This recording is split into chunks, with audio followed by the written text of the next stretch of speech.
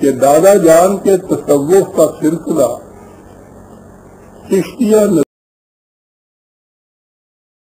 نظامیہ خاندان سے متعلق تھا، جس میں موسیقی کو عبادت گنا جاتا ہے۔ تو اس اعتبار سے موسیقی جس کا ذوق میں سمجھتا ہوں کہ میرے وجدان میں تھا، اس کی تسکین کا سامان اس طرح ملا کہ کوئی کھٹک تک دل میں پیدا نہ ہوئی، کیونکہ وہ تو عبادت تھی۔ اس زمانے کی موسیقی اگرچہ قوالی ہوتی تھی، لیکن یہ دور مجھے معاف کرے، اس دور میں قوال موسیقی کا جھٹکا نہیں کیا کرتے تھے،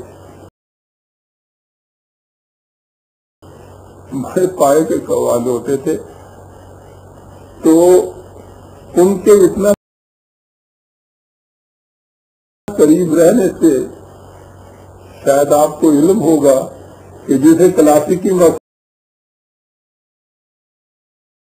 کہتے ہیں یا اس کو سنگیت ودیا کہتے ہیں، مجھے اس میں خاصا درد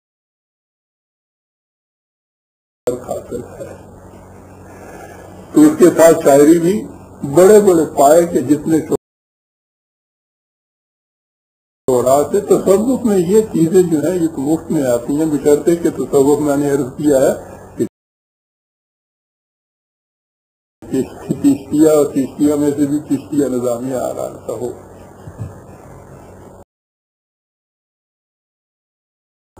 یہ میں نے عرض کیا ہے کہ یہ میری خوش قسمتی تھی کہ میرے اس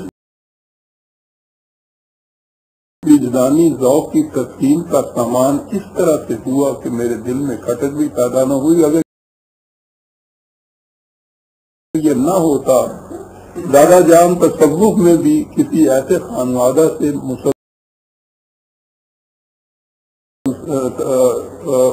منسلک ہوتے جس میں موسیقی کی ممانعت ہوتی، تو اس غیر شعوری اور وجدانی ذوق کی تسکین کا سامان تو نہ ملتا، تو پھر پرورشن ہوتی۔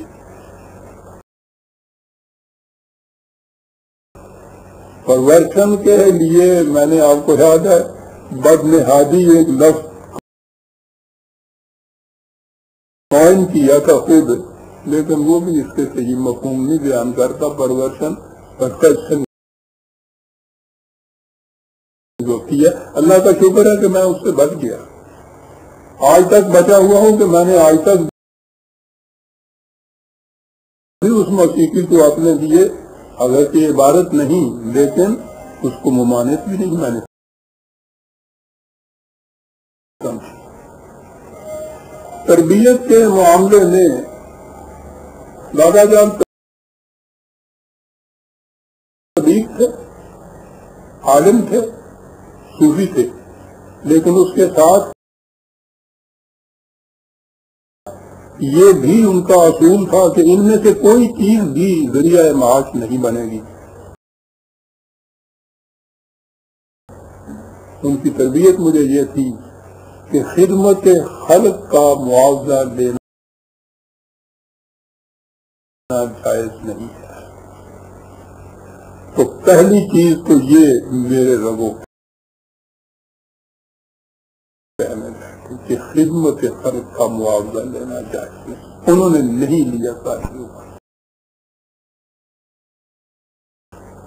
قوارت بھی کی، اس دور کے مطابق بہرحال اچھے تعویذ بھی دیتے تھے، گندے بھی کرتے تھے، پڑھاتے بھی تھے بعض خاص طالب علموں کو، لیکن کوئی معاوضہ اس میں سے نہیں دیتے تھے۔ تربیت کا انداز کیا تھا؟ میں سمجھتا ہوں کہ صرف ایک چھوٹے سے واقعہ سے بات سمجھ میں آ جائے گی۔ میری عمر یہی کوئی 8-9-10 سال کی ہوگی، اتنا بڑا ہوں گا۔ ایک دن میں چلا آ رہا تھا اکیلا ایک بازار میں، تو وہاں مجھے اب تک وہ مقام یاد ہے، وہ جگہ یاد ہے۔ وہاں میں نے دیکھا کہ ایک پیسہ پڑا ہوا تھا،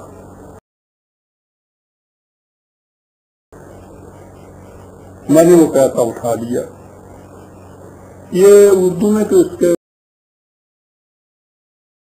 اس کو پڑا پایا ہی کہتے ہیں، پنجابی میں انہوں لبیا کہتے ہیں۔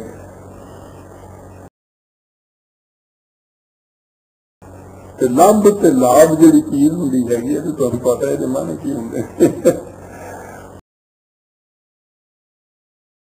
پیسہ لبیا اٹھا۔ اتنے سے بچے کے لیے آپ ہے اس کو آج محسوس نہ کریں کہ پیسہ شے کیا ہوتی ہے۔ بڑی شے ہوتی تھی اس زمانے میں پیسہ، پیسے کی 4 پائیاں ہوتی تھی، ہر پائی کے یہ کوڑیوں کے گنڈے ہوتے تھے۔ گنڈے بھی اس زمانے میں سکے کے طور پر چلتے تھے۔ کون پیسہ لیا ہوا ہاتھ میں اور اچھلتا کودتا چلا آ رہا ہوں گھر میں، بھاگا بھاگا وہاں آیا اور میں نے دعائی دی، میں نے پیسہ پایا۔ بابا جان نے کہا اچھا بیٹا ایسا بھی کیا تمہیں کہاں سے لیے تم نے؟ میں نے کہا جی وہ فلاں جگہ تھی وہاں یہ پایا۔ کہیں گے تم نے اٹھا لیا یہ پیسہ؟ میں نے کہا جی اٹھا لیا۔ کہنے کہ بیٹا یہ تمہارا پیسہ تھا؟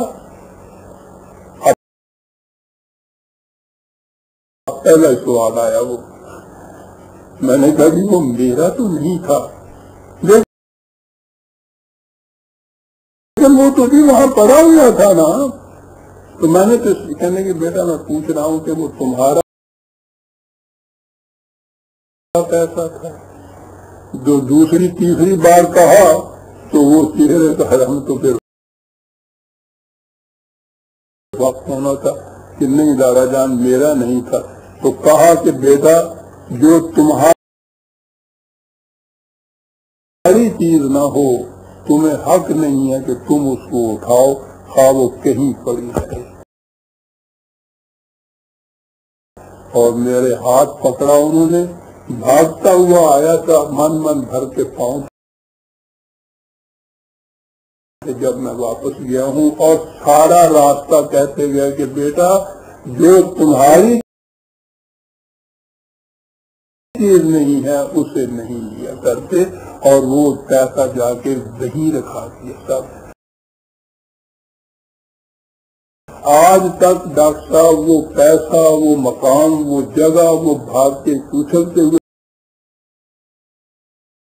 جانا، واپسی کے اوپر پاؤں کو اس طرح سے ہونا، ساری زندگی میں میرے کردار میں جو یہ چیز ہے اللہ کا احسان ہے، میں نے کوئی چیز ایسی نہیں لی ہے جو میری نہ ہو۔ یوں تربیت کیا کرتے تھے اس طرح، اور زیادہ کیا کروں۔ کچھ وقت تھوڑا سا ہنگامی افتاد پڑی تھی گھر کے اوپر، کچھ قریبی کا زمانہ بھی